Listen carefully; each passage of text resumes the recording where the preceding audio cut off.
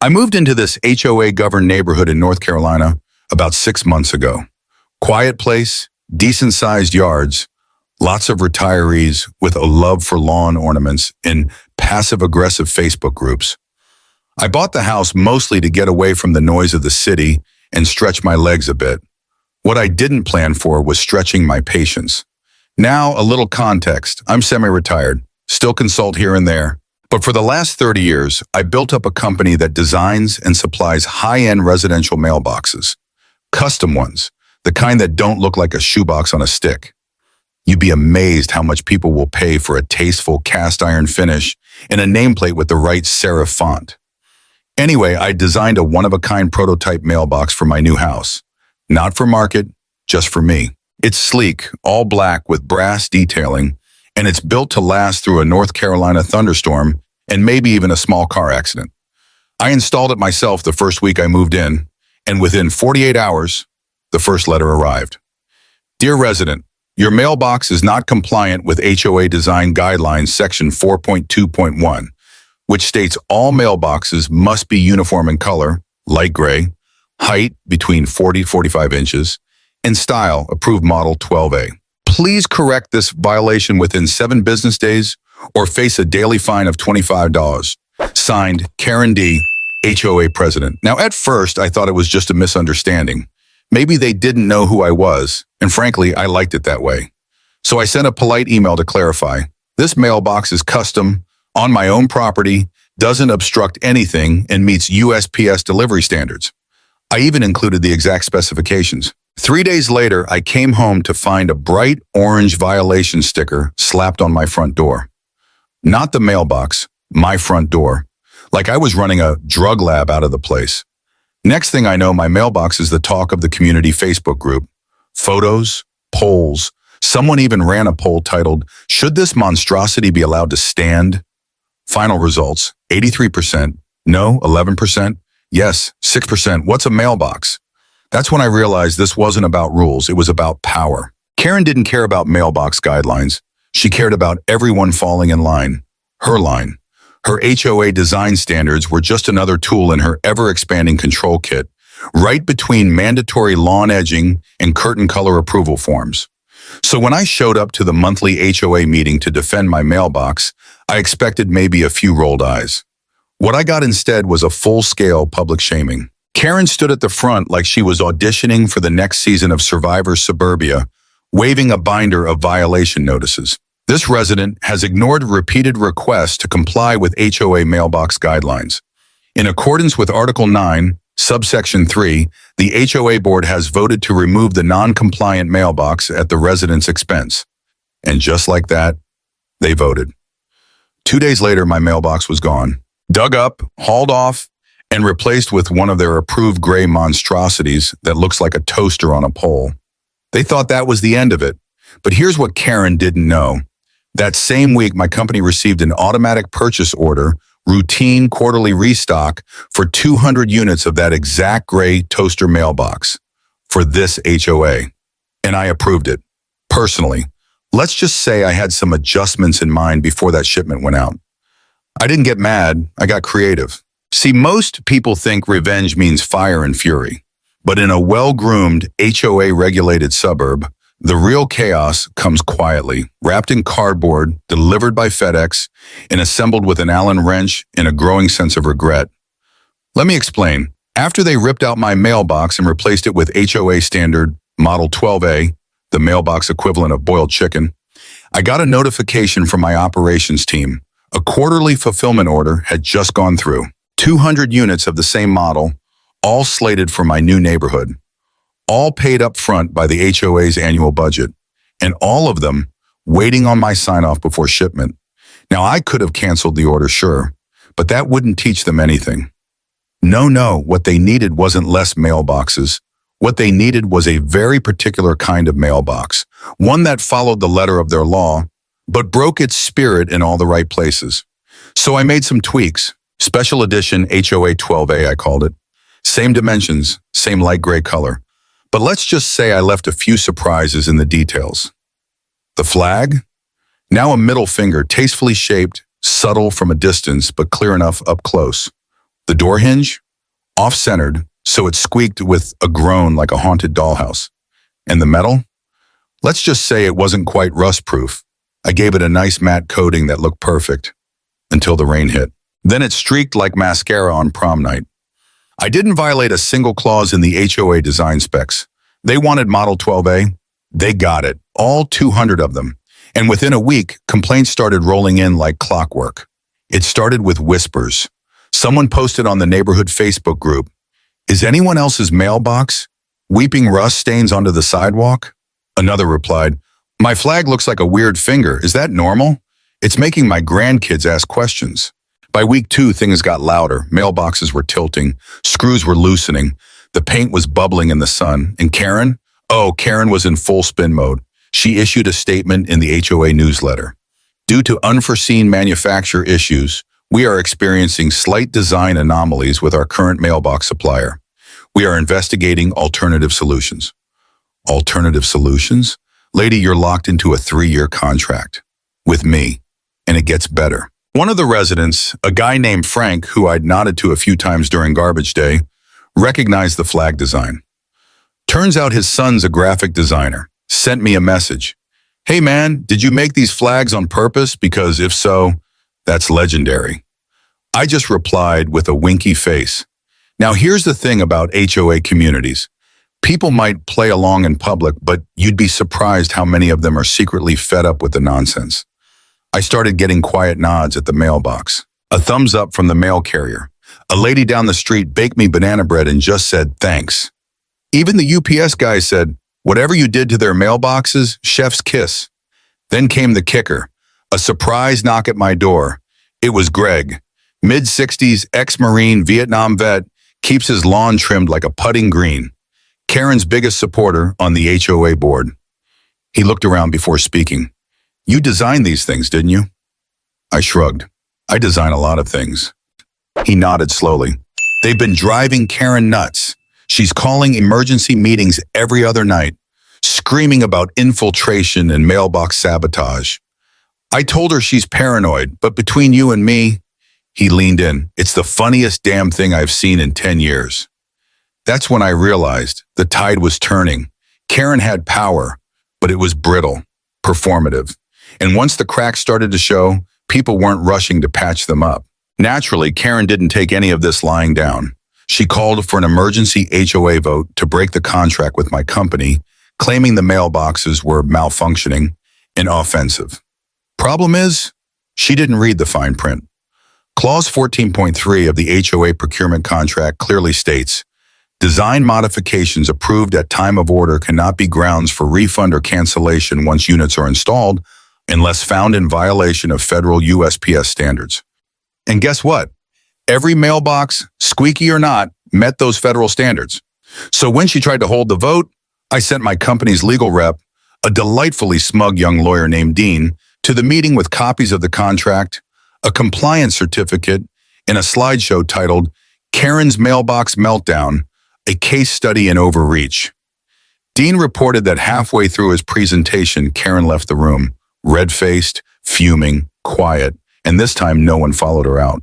Now, I hadn't yet told the full community who I really was. I was enjoying the slow burn, but word was starting to spread.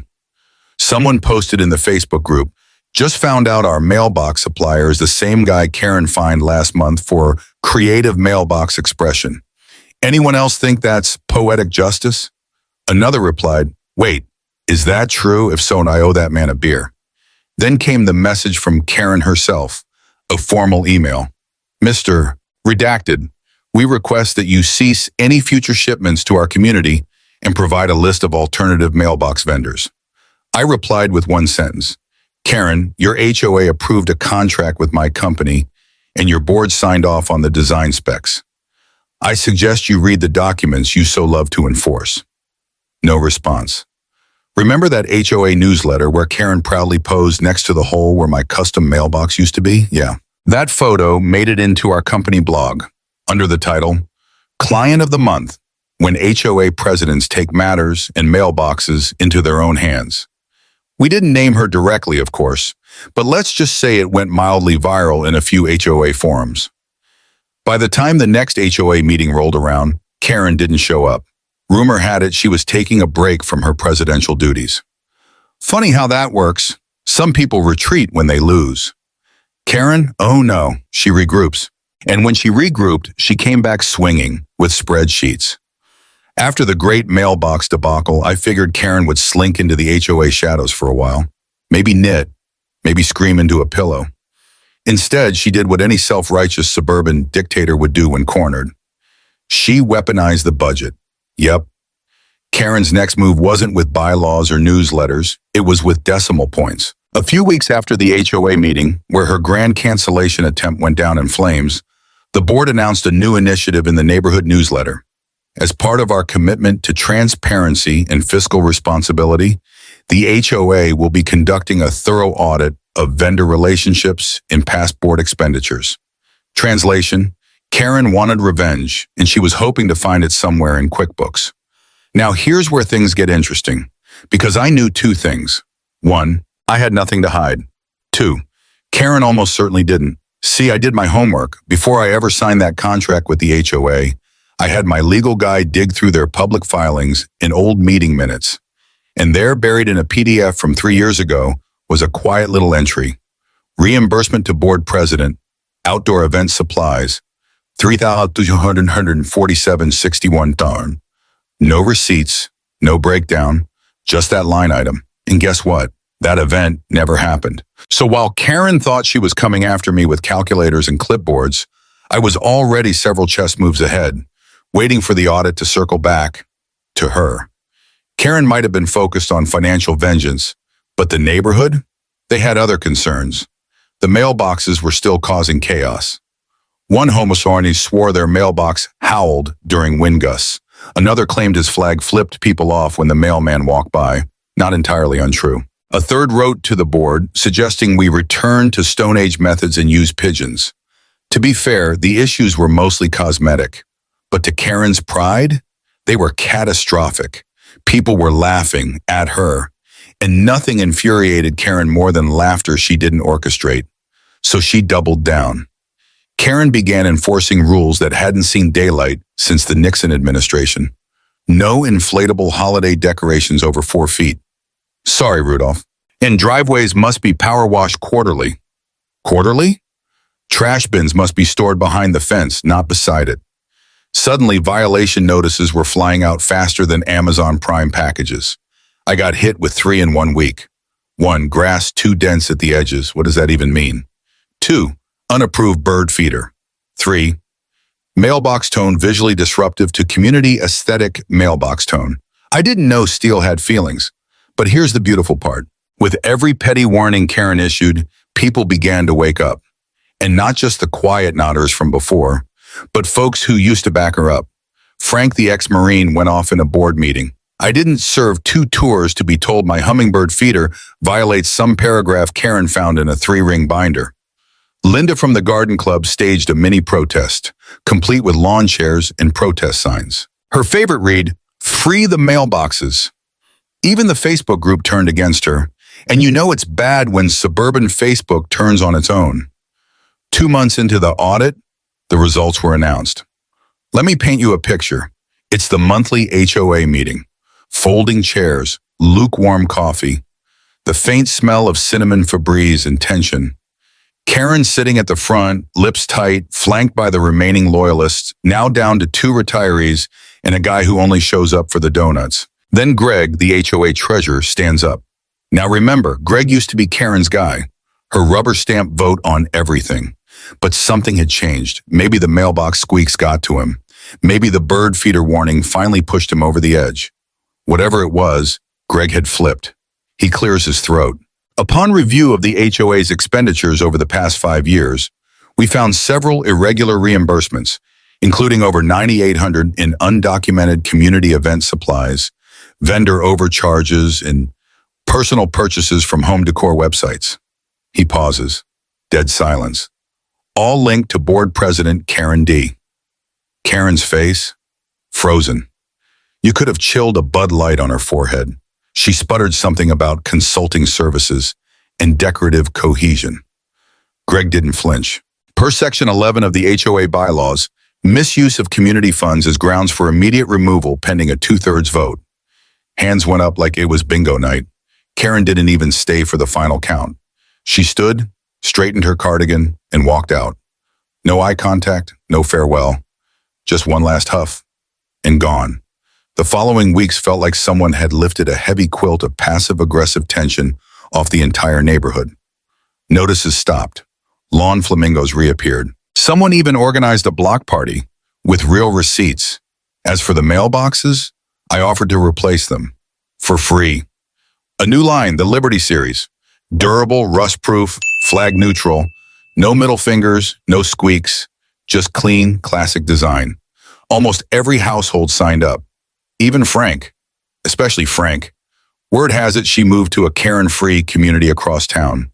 No HOA, no rules, no power. Just a 2-bedroom duplex with a standard-issue black mailbox. One of mine, actually. Installed by the city. Irony's got a funny way of circling back. You'd think getting removed from the HOA board, humiliated in front of 70 lawn chair critics, and exposed for funneling HOA funds into personal throw pillows would be enough to humble a person. But you forget, this is Karen, and Karens don't retreat. They rebrand. Roughly 2 weeks after her fall from grace, she popped back up. Not in person, not with flyers, but in the most passive-aggressive battlefield known to suburban America. Facebook. It started with a new group page. Real residents of Willow Ridge, uncensored. Tagline?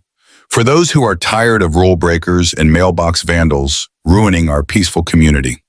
Her profile picture? A cropped shot of her holding a clipboard like she's posing for a realtor ad. And the first post? While certain individuals have chosen chaos and rust, we stand for standards, stability, and the soul of Willow Ridge. The HOA may have silenced me, but I'm still watching. Let's take our neighborhood back. Within 48 hours, she had 14 members. Half were her extended family. One was a spam bot selling discount orthopedic socks. But she didn't care. She had a platform again. She started posting investigative photos of yards she thought violated HOA rules, even though she was no longer on the board. A bush 2 inches over the walkway. Screenshot posted. A child's bike leaning against the garage. Captioned, "Is this the image we want for our streets?" But my favorite? She posted a blurry photo of my front lawn with the caption, "Some people think mailbox revenge is funny. I think it's un-American." I laughed so hard I nearly snorted coffee into my recycling bin. Now, I mentioned in the last part that a new block party was organized after Karen's exit. It was lovely. Grill smoke in the air, country music, kids with sidewalk chalk. It actually felt like a community again. At the center of it all, Linda from the Garden Club, the same woman who led the Free the Mailboxes mini protest. Linda brought a 4-foot hot pink plastic flamingo wearing sunglasses and a straw hat. She called him Freedom Fred. Fred became the unofficial party mascot. We posed with him, took photos. One guy made a paper badge and called him Sheriff Fred.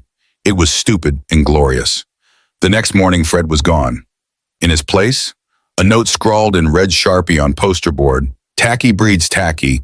This is not a zoo. Respect your lawns." No signature, but we all knew Karen had struck again. Linda wasn't one to take theft lightly. She dealt with squirrels, raccoons, and 2 ex-husbands. A missing flamingo wasn't going to stop her. So she did what any grandma-turned-vigilante would do. She checked her Ring camera footage. There, in grainy 2 a.m. black and white, was Karen, sneaking across the lawn in a bathrobe and slippers, dragging Fred by the beak. The footage went viral in the group chat. Greg, our ex-Marine friend, edited it with the Mission Impossible theme and posted it to the main Willow Ridge Facebook group with the caption, "Karen's Flamingo Heist, a Suburban Thriller." Last I checked, it had 384 likes, 97 comments, and 12 parody memes. Now I had stayed quiet through all this, letting karma do its work, letting Karen spiral. But then she made a mistake. She posted a side-by-side photo comparison of her old mailbox and one of the defective ones from my company, with the caption, "This is what happens when you let a wannabe designer play God with federal mailboxes," tagging my name, my company. Now, I'm a patient man, but defamation? That's not a game. I forwarded the post to my legal team. Within 3 days, Karen received a nice, crisp letter from my attorney, Dean. Cease and desist. Libel and defamatory claims. Pending civil action. Dean doesn't do fluff. He does fear. Karen took the post down within an hour, but not before screenshots had made it around the neighborhood and beyond. Apparently, Karen wasn't just stirring drama online. She'd been going door to door, handing out informational flyers about the Mailbox conspiracy, trying to get signatures for a new HOA faction called the Willow Ridge Traditionalists. She got 3. One of them turned out to be a guy who thought he was signing up for a community chili cook-off. The HOA board caught wind and issued a formal warning. If she continued impersonating a board member, they'd file a restraining order for harassment. That was the final blow. Karen deleted her Facebook group, packed up her flamingo napping robe, and finally moved out of Willow Ridge. She sold the house in silence. No bake sale, no farewell. Just a for sale sign, a pending sticker, and a U-Haul parked in the driveway. Rumor has it she moved to a town with no HOA. God help them. With Karen gone, Willow Ridge bloomed. Literally. People put up garden gnomes again. Christmas lights stayed on past January 1st. Kids painted their mailbox flags however they wanted. We even had a neighborhood mural painted on the community park wall, something Karen had vetoed 6 times before. And at the center of that mural, a pink flamingo in aviators. Sheriff Fred lives on. You'd think Karen would have learned something. After being ousted from the HOA, caught stealing a plastic flamingo on camera, and legally shut down by my attorney for defamation, you'd assume she'd lay low. Maybe start gardening. Maybe go on a cruise. Maybe just read a book about humility. But no, because some people aren't interested in learning. They're interested in starting over just far enough away that no one recognizes their face, but close enough that their new neighbors can still hear them yelling at Amazon drivers. And that's exactly what Karen did. Roughly 8 miles from Willow Ridge sits Pine Ridge Estates, a community with newer homes, smaller yards, and a freshly established HOA. Keyword, freshly. Translation, they didn't know what was coming. Karen bought a corner lot, white vinyl fence, a 2-car garage, and this part is important, a blank slate. Within 2 weeks of moving in, she joined the HOA board. Within 2 months, she was president. Apparently, the last guy in charge moved to Florida to work on his boat, aka Escape. And just like that, Karen was back on her throne, clipboard and all. But Pine Ridge had something Willow Ridge didn't. Me, sort of. Now, I wouldn't have known a thing about Karen's relocation if it weren't for Haley, a graphic designer, 30-something, first-time homeowner, Tara. And as it turns out, my niece, my sister's daughter, bought her first house in Pine Ridge. She called me one day, "Uncle, you're not going to believe this. There's this woman on our HOA board who keeps writing people up for leaving their porch lights on past 10 p.m. She looks just like that crazy Karen you told me about." She sent a photo. It was her. Same haircut, same smug half smile, same beige windbreaker like she's about to audit someone's mailbox. I just grinned and said, "Sweetheart, do you want to have a little fun?" Now, I'm not one for vendettas. I'm really not. But when someone takes joy in making people's lives miserable through bylaws and fake authority, I believe in community education. So I gave Haley a few tools. 1, a copy of Karen's HOA termination report from Willow Ridge, public record. 2, the viral flamingo video. 3, a dozen replacement mailbox flags from my Liberty series, each one featuring a tiny flamingo in a cowboy hat. And most importantly, 4, a quiet call to the Pine Ridge HOA treasurer whose name was listed in their welcome packet. A kind fellow named Mike. Turns out Mike hated the way Karen was running things. She'd blocked his proposal for a little free library and tried to fine him $50 for having overly enthusiastic wind chimes. Mike and I hit it off. I told him, "I don't want to cause trouble, but if you want context on your new president, I might have a folder or 2. Haley printed it out and slid it under Mike's door in a manila envelope labeled, "In case you're wondering who you elected." Inside, the cease and desist letter she got from my attorney, HOA board minutes showing Karen's misuse of funds, still frames from the flamingo heist video, and yes, the mailbox contract with my signature on it. By the end of the week, Pine Ridge had a secret Facebook group of its own. Not anti-HOA, just anti-Karen. Karen, true to form, started pushing new rules. All trash bins must be removed from view within 10 minutes of pickup. House numbers must be Helvetica, only Helvetica. No children's toys visible in the yard. Visual clutter, she called it. Haley got hit with a warning for leaving a watering can on her porch. That's when she struck. She replaced her mailbox flag with one of my flamingo cowboy flags. Karen lost it, marched up the driveway with a measuring tape, tried to declare it a violation. Haley politely informed her that the HOA guidelines didn't cover flag design, yet. Karen threatened to bring it to the board. And Mike brought the folder to the board instead. At the next meeting, or Zoom this time, Mike shared his screen and presented a 10-minute slideshow titled Leadership Review, Learning from the Past. It included Karen's HOA removal letter, a clip from the flamingo theft video, screenshots of her fake Facebook HOA group, and of course, her infamous quote about un-American mailboxes. Haley told me Karen didn't speak for 5 straight minutes. She just stared, then clicked Leave Meeting. She submitted her resignation via email 12 hours later. Pine Ridge decided to rewrite its HOA guidelines the following month. Trash bin grace period extended to 24 hours. Decorative flags officially allowed, any design, including flamingos. And the little free library. Mike wanted, it's up now. Haley helped decorate it with her graphic design students. Karen, she's still in town apparently, but out of the spotlight, out of power, out of mailboxes. I hear she joined a neighborhood book club. They haven't met twice in a row since I sent Pine Ridge a thank you care package, a free upgrade to my Heritage Series mailboxes, a plaque for Mike that says, Treasurer of the People, and one limited edition, Sheriff Fred Flamingo, autographed by me and Hale. This all started with a mailbox, a simple mailbox. But maybe that's the point. In neighborhoods like these, the small things matter. Not because they're serious, but because some people make them serious. They use small things to create control, push fear, bully quietly. But sometimes, the quiet ones push back.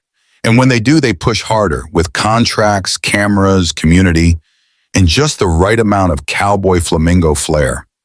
You know, when all this started, with one custom mailbox and a woman with a clipboard, I didn't think it would become a 5-act suburban soap opera, but here we are. And after everything, the fines, the flamingo, the cease and desist letters, there is a lesson in all of it, maybe more than one.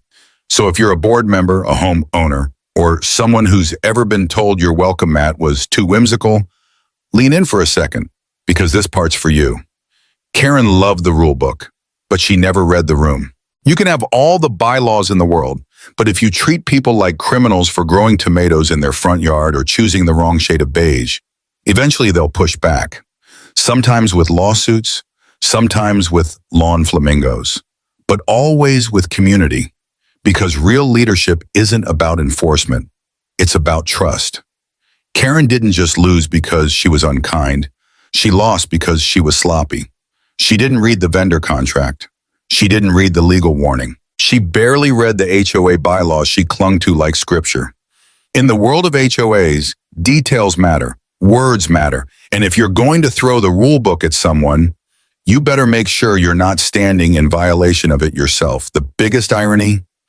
If Karen had just asked about my mailbox, why I designed it the way I did, why it didn't look like the others, I would have gladly shared. Heck, I might have offered the whole neighborhood a discount. But instead, she made it about dominance. And in doing so, she lost the very thing she was trying to control: respect. If you want to build a good neighborhood, you don't start with fences. You start with conversations. When neighbors come together, not out of fear, but out of shared care, things get better. Yards get greener, laughter gets louder, and mailboxes get a little more fun. I saw it firsthand when folks painted flags, planted flowers, or dropped by just to say hi. And none of that came from Karen's rules. It came from what was left after her rules were gone. Community isn't created by punishment. It's built by permission. Now it's your turn. Yes, you watching or listening right now, because I want to hear your story. Have you ever dealt with an over-the-top HOA board? Got a Karen who told you your bird bath was a safety hazard? Or maybe you served on a board yourself and tried to make real, positive change. Drop your story in the comments below.